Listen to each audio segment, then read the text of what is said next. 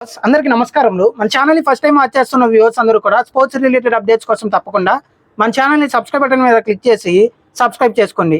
ఎందుకంటే మన ఛానల్ని మీరు సబ్స్క్రైబ్ చేసుకుంటే మన ఛానల్లో వచ్చే స్పోర్ట్స్ అప్డేట్స్ అనేవి మీకు త్వరగా వేగంగా వచ్చే అవకాశం అయితే ఉంది. IPL 2025కి కౌంట్ డౌన్ మొదలైంది. సమఉజ్జీరా సమరానికి సై అంటున్నారు. 2025లో ఛాంపియన్స్గా నిలవటానికి Mumbai Indians, Chennai super kings మొదటి మ్యాచ్లోనే డి అంటే డి అంటున్నాయి. మరి ఇప్పటి వరకు 5 సార్లు ఛాంపియన్స్గా నిలిచిన చెన్నై సూపర్ కింగ్స్ని 5 సార్లు ఛాంపియన్స్గా నిలబడిన ముంబై ఇండియన్స్ ఎదుర్కొని గెలవగలుగుతుందా, లేదంటే ముంబై ఇండియన్స్ పై చెన్నై సూపర్ కింగ్స్ పై చేయి సాధిస్తుందా? ఇప్పటి వరకు 12 సంవత్సరాలుగా మొదటి మ్యాచ్లో ఓడిపోతున్న ముంబై ఇండియన్స్ మొదటిసారి 12 సంవత్సరాల తర్వాత 2025 సంవత్సరంలో మొదటి మ్యాచ్ గెలిచి చెన్నై సూపర్ కింగ్స్ పై చరిత్ర తిరగరాస్తుందా? అసలు రికార్డులు ఏ విధంగా ఉన్నాయి, జట్లు బలాలేంటి, బలహీనతలేంటి అనే దాని గురించి ఈ వీడియోలో క్లియర్ కట్గా అయితే చూద్దాం.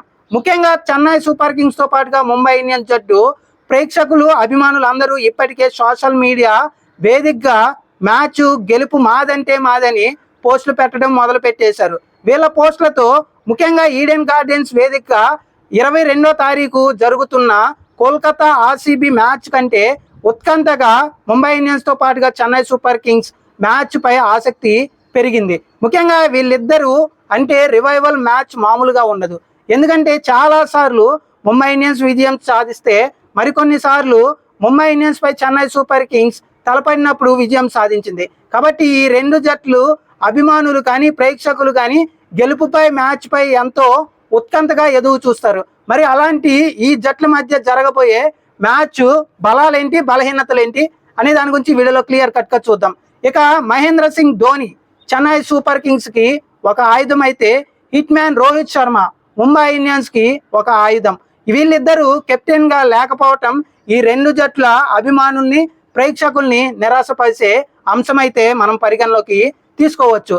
ఎందుకంటే ఎన్నోసార్లు చెన్నై సూపర్ కింగ్స్కి కెప్టెన్గా వ్యవహరించి ఎన్నో కప్పులు అందించిన మహేంద్ర సింగ్ ధోని ఈసారి కెప్టెన్గా లేకపోవటం, గైక్వాడ్ ఈసారి చెన్నై సూపర్ కింగ్స్ని నాయకత్వం రూపంలో ముందుకు నడిపించబోతున్నాడు. మరొక పక్కన హార్దిక్ పాండ్యా కెప్టెన్గా ముంబై ఇండియన్స్ని నడిపించబోతున్నాడు. కాబట్టి మిస్టర్ కూల్ అలాగే హిట్ మ్యాన్ ఇద్దరు కెప్టెన్గా లేకపోవడంతో రెండు జట్ల ఫ్యాన్స్ కొంచెం నిరాశలోకి వెళ్ళినప్పటికీ కూడా వీళ్ళిద్దరూ ఆడబోతున్నారు. ముఖ్యంగా తాలా బ్యాట్ నుంచి సిక్సెస్, అలాగే హిట్ మ్యాన్ బ్యాట్ నుంచి బౌండరీస్ కోసం ఇరు జట్ల అభిమానులు ఎదురు చూస్తున్నారు. మరి ఒకసారి మనం జట్లు బలాల విషయానికి వస్తే, చెన్నై సూపర్ కింగ్స్ బ్యాటింగ్లోను, బౌలింగ్లోను, ఫీల్డింగ్లోను బలంగా కనిపిస్తుంది on the paper, of the paper. అలాగే ముంబై ఇండియన్స్ కూడా బ్యాటింగ్లోను, బౌలింగ్లోను, ఫీల్డింగ్లోను బలంగా కనిపిస్తుంది on the paper, of the paper. ముఖ్యంగా మనం చూసుకుంటే చెన్నై సూపర్ కింగ్స్ జట్టు విషయానికి వస్తే కాన్వే, అలాగే ముఖ్యంగా మనం చూసుకుంటే రవీంద్ర, రుతురాజ్ గైక్వాడ్ వీళ్ళ ముగ్గురుతో టాప్ 3 చాలా బలంగా ఉంది. అలాగే ఆ తర్వాత ముఖ్యంగా మనకి విజయ్ శంకర్ కానీ, అలాగే వీటితో పాటుగా త్రిపాఠి కానీ, జడేజా కానీ, ధోని కానీ, దూబే కానీ వీళ్ళందరూ మిడిల్ ఆర్డర్లో చెన్నై సూపర్ కింగ్స్కి చాలా బలంగా కనిపిస్తున్నారు. ఇక బౌలింగ్ విషయానికి వస్తే పతిరానాతో మంచి డెత్ బౌలింగ్ అయితే చెన్నై సూపర్ కింగ్స్ సొంతం చేసుకుంది. అలాగే నూర్ అహ్మద్, ఖలీల్ అహ్మద్తో పాటుగా రవిచంద్రన్ అశ్విన్తో చెన్నై సూపర్ కింగ్స్ బౌలింగ్ లైనప్లో కూడా చాలా బలంగా కనిపిస్తుంది. ఇక ఫీల్డింగ్ విషయానికి వస్తే మనం చెప్పనక్కర్లా, మిస్టర్ రవీంద్ర జడేజా ఆల్రెడీ ఉన్నాడు. అలాగే మంచి అద్భుతమైన క్యాచ్లు కూడా ఇప్పటికే IPL టోర్నమెంట్లో ఎన్నోసార్లు జడేజా పట్టాడు. కాబట్టి ఇలాంటి అద్భుతమైన ఫీల్డర్లు చెన్నై సూపర్ కింగ్స్ సొంతం. కాబట్టి ఫీల్డింగ్లో కూడా చెన్నై సూపర్ కింగ్స్ బలంగా కనిపిస్తుంది.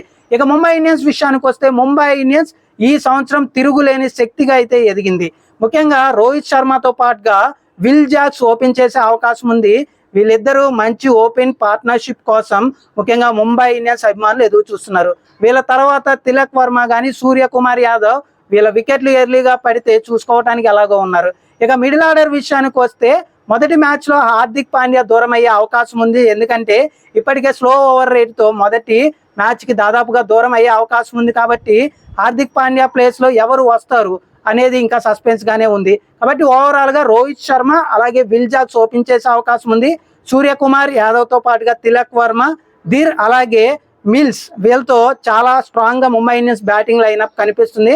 అలాగే కోర్బిన్ ఇతన్ని కూడా తీసుకునే అవకాశం అయితే ప్లేయింగ్ లెవెల్లో ఉంది.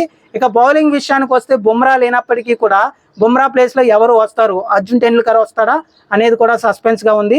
ట్రెంట్ బౌల్ట్ మంచి యార్కర్ల స్పెషలిస్ట్ కాబట్టి ట్రెంట్ బౌల్ట్ రాకతో ముంబై ఇండియన్స్ బౌలింగ్ కూడా పటిష్టంగా మారింది.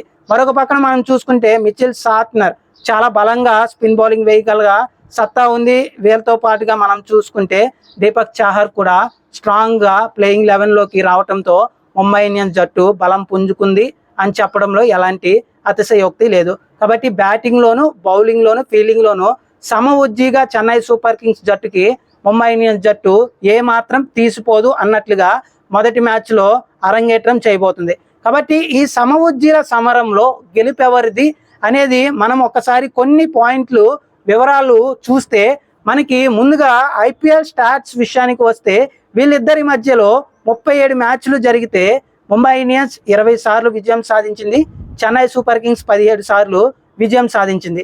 కాబట్టి స్టాట్స్ ప్రకారం, రికార్డ్స్ ప్రకారం ముంబై ఇండియన్స్ దే పై చేయిగా 3 మ్యాచ్లు అయితే ఉంది. కాబట్టి పాయింట్ నెంబర్ 1 స్టాట్స్ ప్రకారం ఐపీఎల్ టోర్నమెంట్లో ఇప్పటి వరకు జరిగిన మ్యాచ్ల ప్రకారం హెడ్ టు హెడ్స్ కౌంట్ ప్రకారం ముంబై ఇండియన్స్ 3 మ్యాచ్లు పైచేలో ఉంది.